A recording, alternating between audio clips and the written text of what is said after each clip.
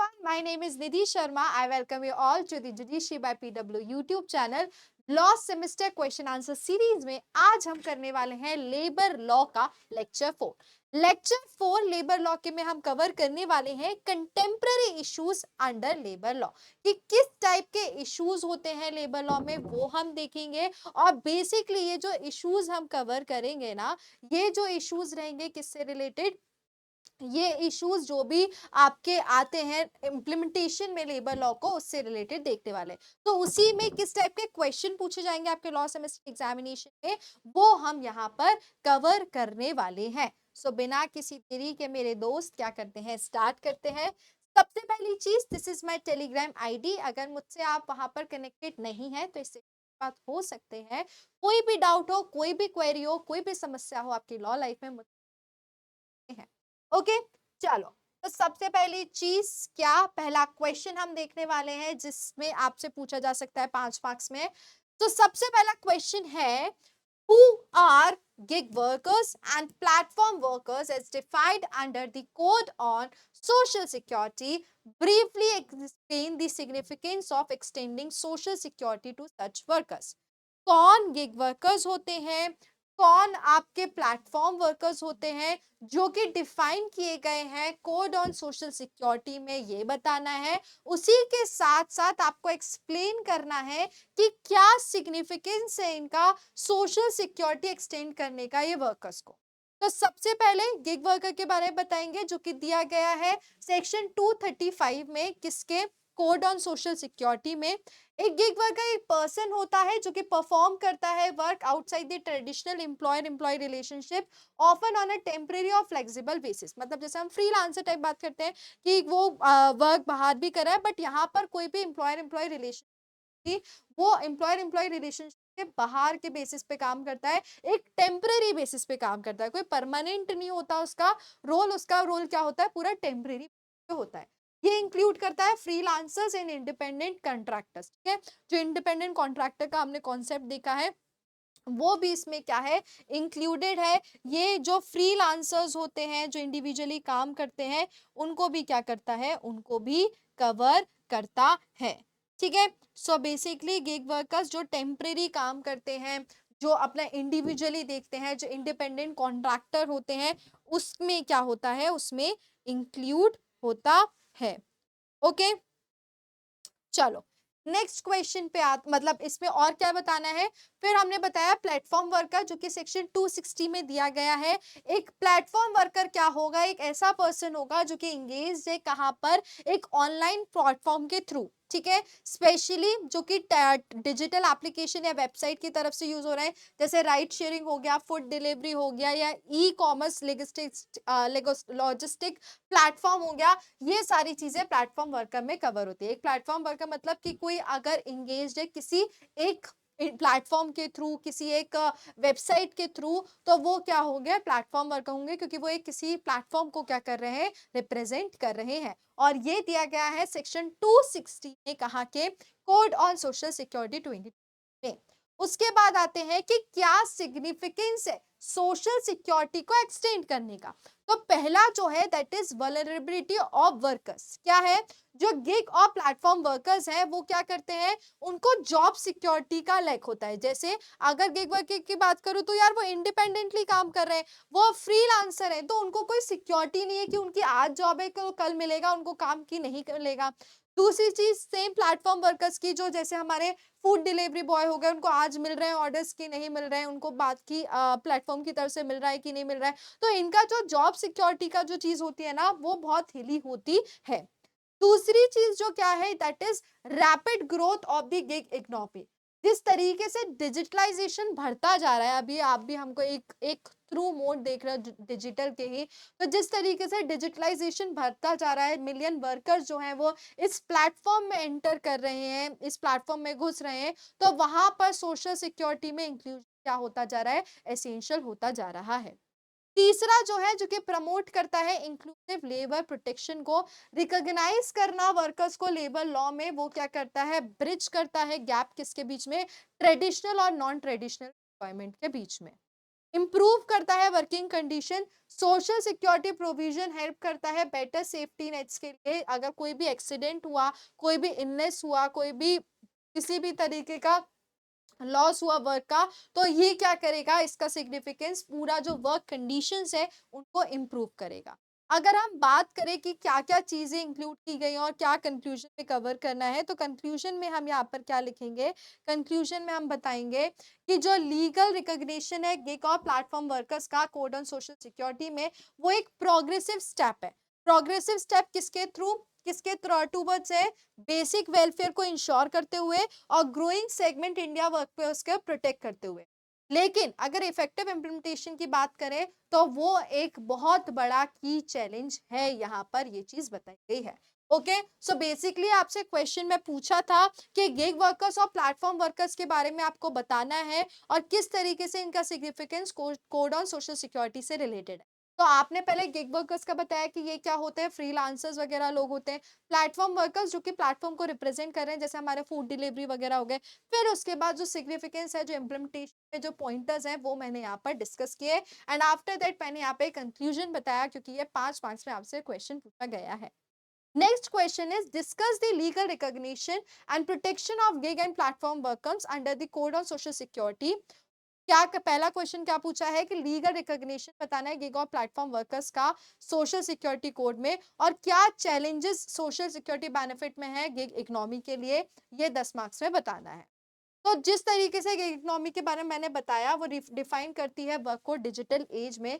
Gig और platform workers क्या है, ऑपरेट होते हैं एक ट्रेडिशनल एम्प्लॉयर एम्प्लॉय के रिलेशनशिप के बाहर। मतलब ये किसी भी तरीके का जो एक प्रॉपर प्रोसीजर होता है एम्प्लॉय एम्प्लॉय वाला, वो ये क्या करते हैं, वो ये कहीं से कहीं तक फॉलो नहीं करते हैं, ये डिजिटल के थ्रू चलते हैं। और उसी के साथ-साथ जो इनका काम करने का तरीका होता है, वो एक शॉर्ट टर्म के बेसिस पे काम करते हैं, ना कि लॉन्ग टर्म के basis. They are working on temporary basis, not on the full time basis. और उसी के साथ जिस टाइप के हिसाब से डिमांड आएगी, जिस डिमांड पे टास्क आएगा, उसके हिसाब से काम करेंगे और थ्रू ये डिजिटल प्लेटफॉर्म के चलते हैं। जो कोड है सोशल सिक्योरिटी का, वो मार्क करता है एक significant shift Indian labour law में, जो कि लीगली रिकॉग्नाइज करता है इन वर्कर्स को और अटेम्प्ट करता है कि बेसिक प्रोटेक्शन इनको प्रोवाइड किया। सोशल सिक्योरिटी जो प्रोविजंस हैं, जो कि चैप्टर 9 कोड का प्रोवाइड करता है सोशल सिक्योरिटी स्कीम, जो कि फॉर्मुलेट की गई है किसकी तरफ से, सेंट्रल गवर्नमेंट की तरफ से, कि ये जो गिग वर्कर्स हैं, जो ये आपके प्लेटफॉर्म वर्कर्स हैं, उनको क्या-क्या चीजें मिलनी चाहिए। ये जो स्कीम है, ये किससे रिलेट हो सकती है, लाइफ और डिसेबिलिटी कवर से हो सकती है, हेल्थ एंड मैटरनिटी बेनिफिट हो सकते हैं, ओल्ड एज प्रोटेक्शन हो सकता है, स्किल अपग्रेडेशन हो सकता है, एजुकेशन हो सकता है। बेसिक अगर हम बात करें एम्प्लॉयर और एम्प्लॉय रिलेशनशिप में, हमें पता है कि उनके पास काफ़ी सारे बेनिफिट्स उनको दिए जाते हैं।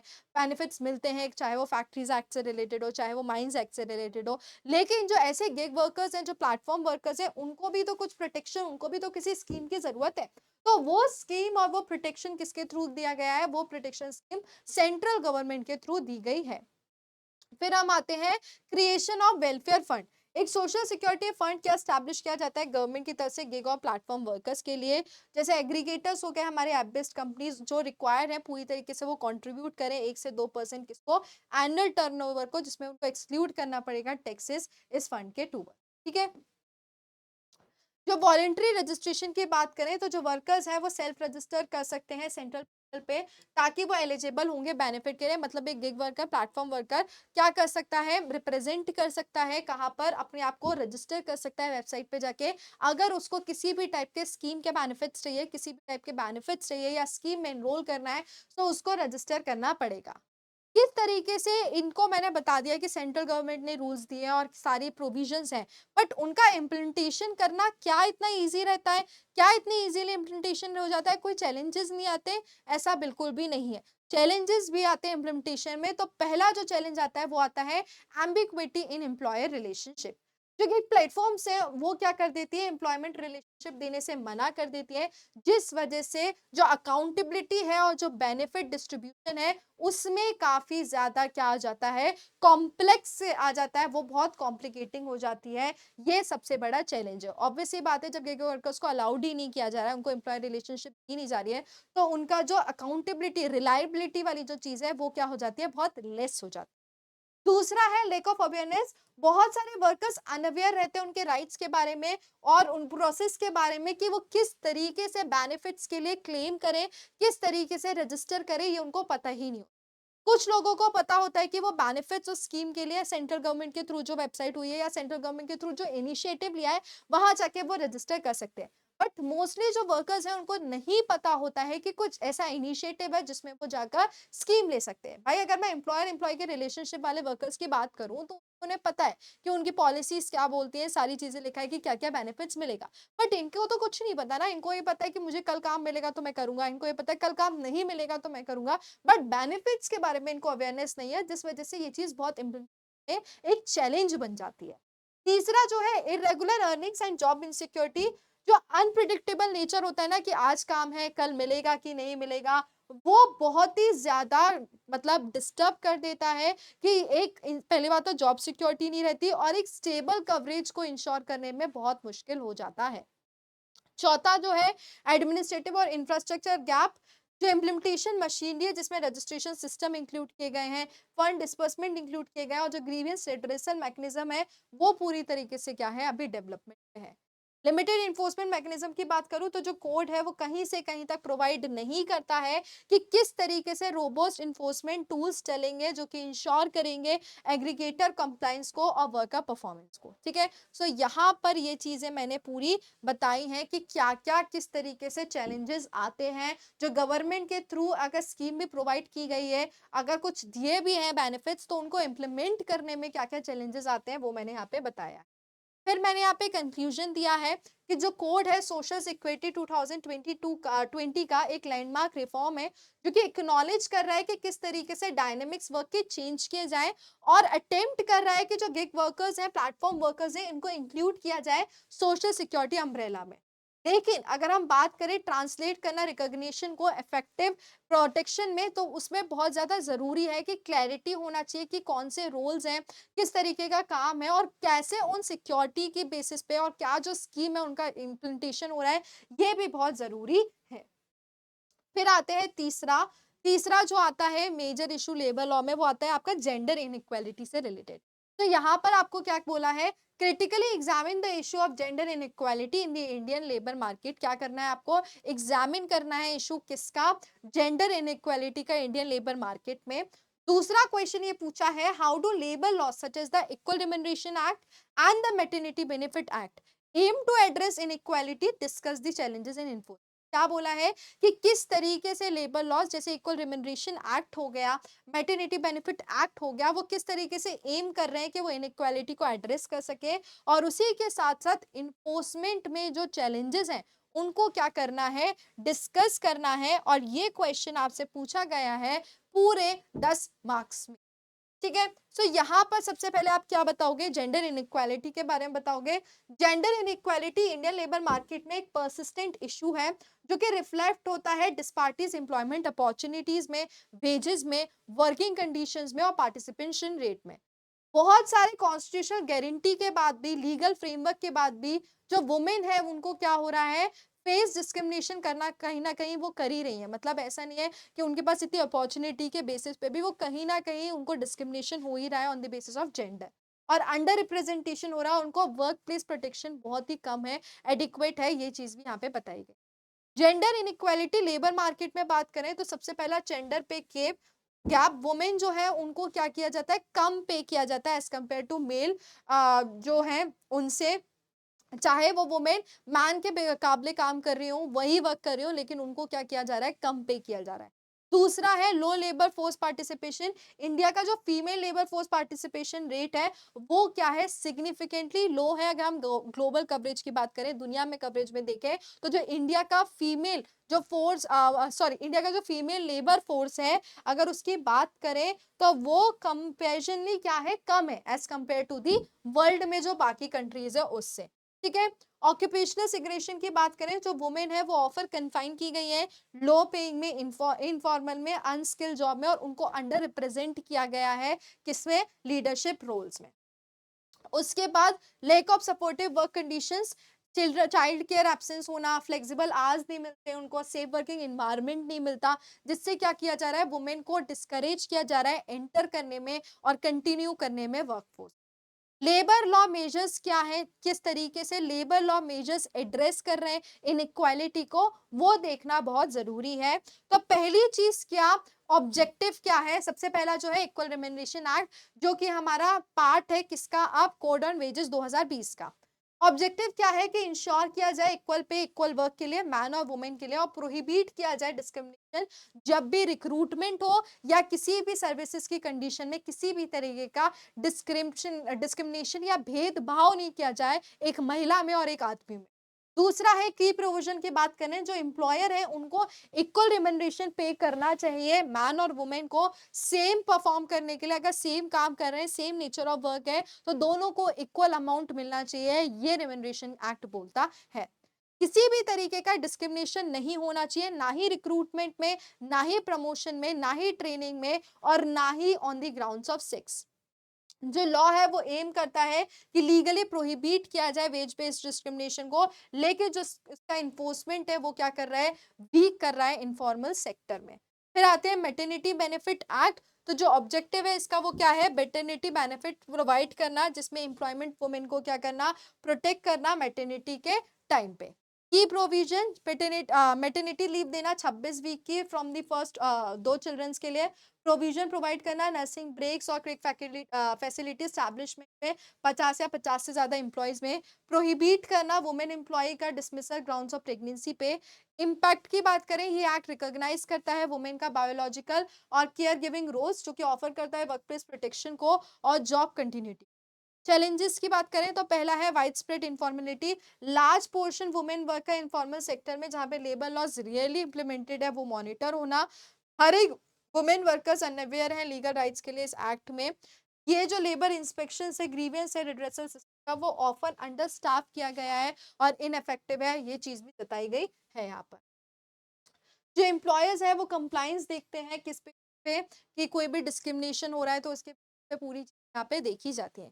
कल्चरल और सोशल नॉर्म्स की बात करें तो जो डीप रूटेड जेंडर स्टीरियोटाइप्स है वो क्या कर रहा है, कंटिन्यू इन्फ्लुएंस कर रहा है किसको, हायरिंग को, प्रमोशन को, टास्क अलोकेशन डिसीजन। फिर मैं कंक्लूजन यहाँ पे बताया कि जो इक्वल रिम्यूनरेशन एक्ट है वो क्या करता है, वो रिप्रेजेंट करता है legal step toward the gender inequality को, इक्वालिटी को अचीव करने में। लेकिन जो बाकी चीजें हैं, अवेयरनेस बढ़ाना, बाकी जो चीजें हैं वो क्या कर रहा है, कहीं ना कहीं वीक कर रहा है, कहीं ना कहीं अभी भी क्या हो रहा है, जेंडर इनइक्वालिटी हो रही है। ये चीज मैंने यहाँ पर कंक्लूजन में बताई गई है। फिर मैंने यहाँ पे एक 5 मार्क्स का एक और इशू से रिलेटेड क्वेश्चन बताया है, जो इशू है हमारा sexual harassment at work place. ये जो इशू है ये अभी से नहीं है, ये काफी सालों से चल रहा है। इस पे मैंने क्वेश्चन में बताया है कि define sexual harassment at the work place. पहला क्वेश्चन मैंने बताया कि सेक्सुअल हरासमेंट को डिफाइन किया जाए वर्क प्लेस पे, क्या होता है। Briefly discuss any 2 issues faced by women due to workplace harassment and the basic remedial measures available under Indian labour law. क्या करना है, ब्रीफली डिस्कस करना है 2 इश्यूज जो कि फेस किए जाते हैं महिला की तरफ से, महिला को फेस करने पड़ते हैं वर्कप्लेस हरासमेंट पे, और क्या बेसिक रेमेडियल मेजर्स अवेलेबल हैं इंडियन लॉ में। 5 मार्क्स का ये क्वेश्चन पूछा गया है। सेक्सुअल हरासमेंट वर्कप्लेस पे रिफर करता है किसी भी अनवेलकम सेक्सुअल बिहेवियर को, चाहे वो वर्बल हो, चाहे वो नॉन वर्बल हो, चाहे वो फिजिकल हो या रिटर्न हो, जो कि क्रिएट कर रहा है हॉस्टाइल और intimidating work environment. Section 2 N sexual harassment work place का बोलता है, जो इंक्लूड करता है क्या, फिजिकल कॉन्टेक्ट और एडवांसेस, डिमांड और रिक्वेस्ट सेक्सुअल फेवर्स के लिए, sexually coloured remarks, showing pornography, या किसी भी अनवेलकम फिजिकल वर्बल और non verbal conduct sexual nature का। ये सारी चीजें sexual harassment at work place में कवर की जाती है। दो की इश्यूज जो फेस किए जाते हैं वुमेन की तरफ से, वो होता है पहला hostile work environment.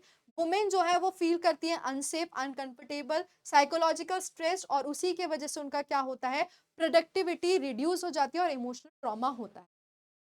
Fear of retaliation और जॉब लॉस, विक्टिम को ऑफन हेजिटेट होते हैं कि वो रिपोर्ट करेंगे अगर हरासमेंट का, तो उनकी जॉब पे खतरा हो सकता है, उनको फालतू में ब्लेम किया जाएगा, या उनको किसी भी तरीके का प्रोफेशनल आइसोलेशन क्या करना पड़ेगा, फेस करना पड़ेगा। ये भी एक मेजर इशू होता है कंप्लेन करने के लिए सेक्सुअल हरासमेंट में, इसीलिए पीछे पड़ती हैं महिलाएं कंप्लेन। बेसिक और रेमेडियल मेजर्स जो दिया गया है इंडियन लेबर लॉ में, तो सेक्सुअल हरासमेंट का जो एक्ट है, जो कि उसमें दिया गया है एक आईसीसी, जो कि बात करता है इंटरनल कंप्लेंट कमिटी के बारे में। हर एक वर्क प्लेस जहाँ पे 10 या 10 से ज़्यादा एम्प्लॉइज़ हैं, उन वहाँ पर एक आईसीसी कंस्टिट्यूट होना चाहिए, जो कि क्या करेगी, पूरी तरीके से कंप्लेंट्स को हैंडल करे। Time bound inquiry and resolution जो एक्ट है वो मैंडेट करता है कि कंप्लेंट जो है वो रिज़ॉल्व हो जाना चाहिए 90 दिन में, जहाँ पर रिकमेंडेशंस देना ज़रूरी है एक्शन। कॉन्फिडेंशियलिटी एंड प्रोटेक्शन जो प्रोविजंस है वो इंश्योर करें कि जो कॉन्फिडेंशियलिटी या प्रोसीडिंग्स की प्रोटेक्शन की वो चीज़ क्या विक्टिमाइजेशन कंप्लेंट के लिए वो भी मेंटेन होनी चाहिए, ये यहाँ पर बताया गया है। कंक्लूजन की बात करें तो सेक्सुअल हरासमेंट एक सीरियस वर्कप्लेस इशू है, जो ओनली वुमेन राइट को अफेक्ट नहीं करता, लेकिन जो वर्कप्लेस सेफ्टी क्वालिटी है उसको भी इफेक्ट करता है। इंडियन लेबर लॉ में स्पेशली 2013 एक्ट के थ्रू जो प्रोवाइड करता है एक स्ट्रक्चर मैकेनिज्म प्रिवेंशन के लिए, रिड्रेसल के लिए थ्रू इफेक्टिव इम्प्लीमेंटेशन, वो क्या है, एक अभी भी क्या है, क्रिटिकल है। एक्ट तो है, बट उस एक्ट का अभी इम्प्लीमेंटेशन आज तक इतने सालों बाद भी प्रॉपर तरीके से कहीं ना कहीं नहीं हुआ है। कुछ सेक्टर्स में हुआ है, बट कुछ सेक्टर्स में आज भी इम्प्लीमेंटेशन होना बहुत ज़रूरी है और बहुत तरीके से बाकी है।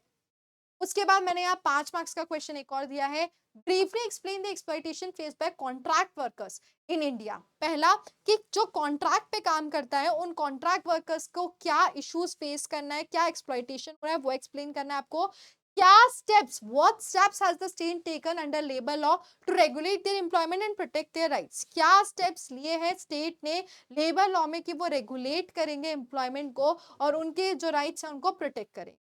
जो एक्सप्लॉइटेशन है कॉन्ट्रैक्ट वर्कर्स का, जो कॉन्ट्रैक्ट वर्कर्स है इंडिया में, वो बहुत सारे मल्टीपल एक्सप्लॉइटेशन फॉर्म्स के क्या करते हैं, फेस करते हैं, स्पेशली जो कि एक अनऑर्गेनाइज्ड और एक आउटसाइड सेक्टर्स में। जो कॉमन इश्यूज होते हैं वो होता है, पहला, लो वेजेस। जो कॉन्ट्रैक्ट वर्कर्स है उनको लेस पे किया जाता है रेगुलर वर्कर के कंपैरिजन में। जो जॉब सिक्योरिटी है वो भी उनकी मतलब उनको कॉन्ट्रैक्ट वर्कर को इजीली टर्मिनेट कर दिया जाता है वो कॉन्ट्रैक्ट, तो उनकी जो जॉब सिक्योरिटी उसमें भी दिक्कत है। ठीक है।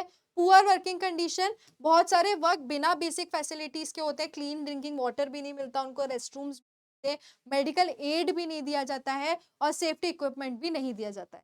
स्टैट्यूटरी बेनिफिट्स जो मिलने चाहिए वो भी डिनाई कर दिया जाता है। जो एम्प्लॉयर्स जिनको पीएफ मिलना चाहिए, ईएसआई मिलनी चाहिए, लीव मिलनी चाहिए, ये भी कॉन्ट्रैक्ट वर्कर्स को नहीं दिए जाते हैं। क्या स्टेट का रिस्पॉन्स है इसके ऊपर लेबर लॉ में? तो जो प्राइमरी लेजिस्लेशन है जो कि एड्रेस करता है इस इशू को, वो है आपका regulation and contract labour regulation and abolition act 1970। जो की स्टेप्स हैं इस एक्ट में वो है, पहला, registration of establishment and licensing of contractor. Establishment का रजिस्टर होना और कॉन्ट्रैक्टर की लाइसेंसिंग। मैंडेट करता है एस्टैब्लिशमेंट एम्प्लॉइंग कॉन्ट्रैक्ट लेबर को, कॉन्ट्रैक्टर को, कि वो रजिस्टर्ड रहे और लाइसेंस रहे, कि वो इंश्योर कर सके अकाउंट। दूसरा है वेलफेयर प्रोविजन। जो एम्प्लॉयर्स है वो रिक्वायर्ड है कि वो प्रोवाइड करें, इंश्योर करें canteens, rest room, drinking water, first aid और सैनिटेशन फैसिलिटीज किसको, वर्कर्स को। पेमेंट जो वेजेस और बेनिफिट्स का है वो होना चाहिए। एक्ट इंश्योर करता है कि जो कॉन्ट्रैक्ट वर्कर्स हैं वो पेड किए जाए टाइमली वेजेस, और अगर कोई कॉन्ट्रैक्टर फेल करता है तो जो प्रिंसिपल एम्प्लॉयर है वो पूरी तरीके से लायबल होगा कि उसने क्यों पे नहीं। प्रोहिबिशन इन सर्टेन केसेस, जो एक्ट है वो एम्पावर करता है गवर्नमेंट को कि वो प्रोहिबिट करे एम्प्लॉयमेंट कॉन्ट्रैक्ट के लेबर के सर्टेन ऑपरेशन में, अगर किसी भी तरीके का एक्सप्लॉइटेशन है तो। कंक्लूजन की बात करें, जो लॉ है वो एम करता है कि रेगुलेट किया जाए, प्रोटेक्ट किया जाए कॉन्ट्रैक्ट वर्कर को, चैलेंजेस इन्फोर्समेंट और वाइड स्प्रेड इन्फॉर्मेलिटी करेगा इफेक्टिव, स्ट्रेंथन करता है इंस्पेक्शन और इंश्योर करता है स्ट्रिक्ट कंप्लायंस को, कर्बिंग एक्सप्लॉइटेशन।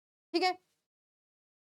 नेक्स्ट क्वेश्चन मैंने यहाँ 10 मार्क्स का बताया, जो मैंने बताया कि किस तरीके से कॉन्ट्रैक्ट लेबर का एक्सप्लॉइटेशन होता है और क्या ऑब्जेक्टिव और की प्रोविजन है उस एक्ट के, कॉन्ट्रैक्ट एक्ट के। कॉन्ट्रैक्ट एक्ट वो वाला नहीं, जो कॉन्ट्रैक्ट वर्कर का एक्ट है वो वाला। ठीक है। एम्प्लॉयमेंट कॉन्ट्रैक्ट लेबर में वो एक बहुत ग्रोइंग कंसर्न है, क्योंकि एक्सप्लॉइटेशन की वजह से लीगल प्रोटेक्शन नहीं है उनको, लोगों को, तो इस वजह से काफी एक्सप्लॉइटेशन हो रहा है। जो कॉन्ट्रैक्ट वर्कर है वो टिपिकली हायर किए जाते हैं किसके थ्रू, कॉन्ट्रैक्टर के थ्रू, ना कि प्रिंसिपल एम्प्लॉयर के थ्रू।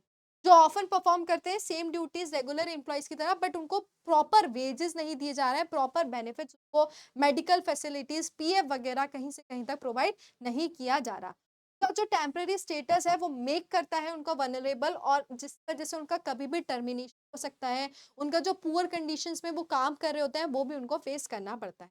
ये एड्रेस को इश्यू करने के लिए जो इंडियन लेजिस्लेचर है उसने इनेक्ट किया था contract labour regulation and abolition act.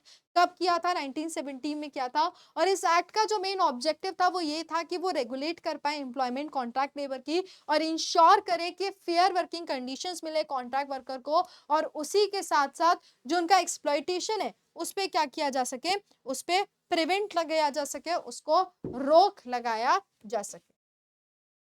ये जो एक्ट है ये अप्लाई करते हैं एस्टैब्लिशमेंट पे कॉन्ट्रैक्टर जो कि एम्प्लॉय किए जा रहे हैं 20 या 20 से ज्यादा लोग। या मैंडेट करता है एम्प्लॉयर की रजिस्टर करें एस्टैब्लिशमेंट को कॉन्ट्रैक्टर को जो ऑब्टेन करेंगे लाइसेंस इंगेज कॉन्ट्रैक्ट वर्कर में होने से पहले। तो सिग्निफिकेंट प्रोविजन है रिक्वायरमेंट एम्प्लॉयर का कॉन्ट्रैक्टर का, वो प्रोवाइड करता है वेलफेयर फैसिलिटी जैसे क्लीन ड्रिंकिंग वाटर हो गया, रेस्ट रूम हो गया, ये प्रोवाइड करना पड़ेगा। ठीक है। एक्ट एम्पावर करता है गवर्नमेंट को कि वो क्या करेंगे, प्रोहिबिट करेंगे अगर किसी भी तरीके का उनका एक्सप्लॉइटेशन हो रहा है कॉन्ट्रैक्ट लेबर का, तो वो भी इस एक्ट में क्या बताया गया है, प्रोहिबिट करने के लिए बताया गया। ठीक है। उसी के साथ साथ ये जो एक एक्ट है ये एक स्टेप है कि जो कॉन्ट्रैक्ट वर्कर्स हैं, कॉन्ट्रैक्ट लेबर्स हैं बेसिकली, उनका जो एक्सप्लॉइटेशन हो रहा है उसको रोका जाए और उनके जो मेजर इश्यूज हैं उनको एड्रेस किया जाए, कंट्रोल किया जाए, प्रिवेंट किया जाए। इसी वजह से इस एक्ट को लेकर आया गया है। बट अभी भी इस एक्ट का प्रॉपर इम्प्लीमेंटेशन जैसे हमने बाकी एक्ट्स का देखा है वो नहीं हो रहा है, और ये काफी इश्यूज क्या किए जा रहे हैं, फेस किए जा रहे हैं किसकी तरफ से, जो कॉन्ट्रैक्ट वर्कर्स हैं उनके। ठीक है। So this is all about lecture 4 जिसमें हमने कंटेम्प्रेरी इश्यूज देखे किसमें, लेबर लॉ में। नेक्स्ट वाले लेक्चर में हम आगे की लेबर लॉ 2 कर रहे हैं, इसीलिए हम ये सारे कवर कर रहे हैं। इसी के साथ मिलते हैं नेक्स्ट से करो एग्जाम के लिए। All the best, bye bye, take care. कोई भी डाउट हो पूछ लेना। Bye bye, take care.